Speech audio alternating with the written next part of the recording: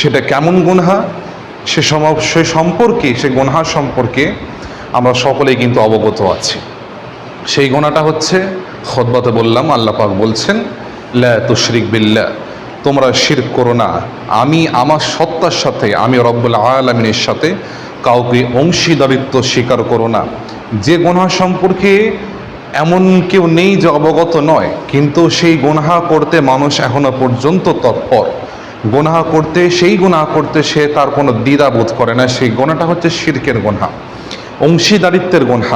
আল্লাহ পাক সব কিছু সহ্য করলেও, জেনা, ব্যভিচার, সুদ, ঘুষ সব কিছু সহ্য করলেও এই শিরকের গুনাহ কিন্তু সহ্য করবেন না। যদি ধরা হয় যে আমি আপনাকে ভালোবাসি, আমি একটা মানুষকে ভালোবাসি, আমি রাজকে ভালোবাসি আল্লাহর জন্যে, আমি ওকে ভালোবাসছি, কদিন পরে দেখলাম যে অন্য এক কেউ তাকে ভালোবাসছে, আমার কি তখন জ্বলন হবে না, জেলাস ফিল হবে না? আমি কি সহ্য করব? যেটা এখন বর্তমান গার্লফ্রেন্ড বয়ফ্রেন্ডে দেখা যায়, তাই কি না? তাদের মধ্যে দেখা যায় যে থার্ড পার্সন এসে তাদের মধ্যে কি হয়, ব্রেকআপ হয়। ঠিক এই বিষয়টা বোঝানোর জন্য বলছি, আমি যদি রাজকে ভালোবাসি আল্লাহর হস্তে, অন্য কেউ যদি ওকে এসে ভালোবাসা দেয়, তখন আমার একটু কি হবে, আমার সত্তায় লাগবে, আঘাত লাগবে যে আমি ওকে ভালোবাসলাম, এত কিছু দান করলাম, সে আমাকে ছেড়ে দিয়ে সে অন্য কাউকে ধরছে, অন্য কারো কাছে যাচ্ছে। তেমনই এই শিরকের গুনাহটা এমন, আল্লাহর সাথে কাউকে অংশীদারিত্ব স্বীকার করা। আমরা আল্লাহকে কি বলেছি? আল্লাহ এক, কুল হুয়াল্লাহু আহাদ, নিশ্চয়ই আল্লাহ পাক এক।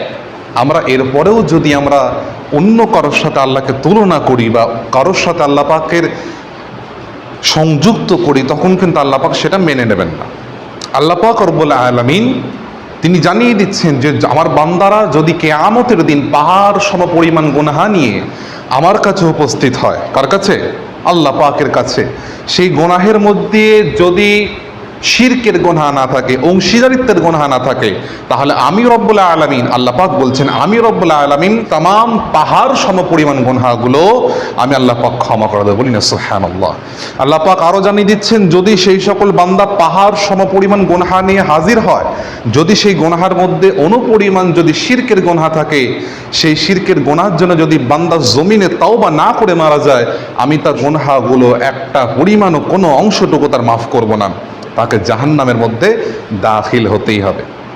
তাহলে শিরক হচ্ছে যুলমুন আযীম, বড় একটা গুনাহ। আল্লাহ পাক জেনা, ব্যভিচার, সুদ, ঘুষ তামাম যা কিছু আছে সব মাফ করে দিতে পারেন, শুধু এই শিরকের গুনাহ ব্যতীত।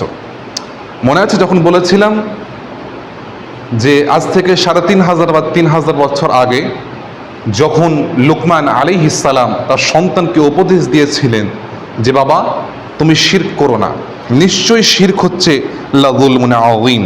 এখানে উনি বলেছিলেন ইয়া বুনাইয়া লা তুশরিক বিল্লাহ ইন্নাশ শিরকা লাযুলমুন আযীম। যখন লুকমান উপদেশ ছলে তার সন্তানকে বলল, হে বৎস, হে সন্তান, আল্লাহর সাথে কাউকে শরীক করো না, আল্লাহর সাথে কাউকে অংশীদারিত্ব করো না, নিশ্চয়ই আল্লাহর সাথে শিরক করা হচ্ছে মহা একটা পাপ, বড় একটা পাপ, যে পাপের আল্লাহ পাক গুনাহ ক্ষমা করেন না তাওবা না করে মারা গেলে। পিতামাতার বাধ্য হয়ে আল্লাহ পাকের অবাধ্য হওয়া যাবে না, পিতামাতার বাধ্য হয়ে আল্লাহ পাকের অবাধ্য হওয়া যাবে না। তিনি বলেছিলেন সন্তানকে যে তোমার পিতামাতা যদি তোমাকে আমার সাথে এমন বিষয়ে শিরক করতে বলে বা এমন বিষয়ে শরিক করতে পীড়াপিড়ি করে, জোর জবরদস্তি করে, সে সম্পর্কে তোমার যদি জ্ঞান না থাকে, তুমি সেই সকল সম্পর্কে কি করবে না, হস্তক্ষেপ করবে না।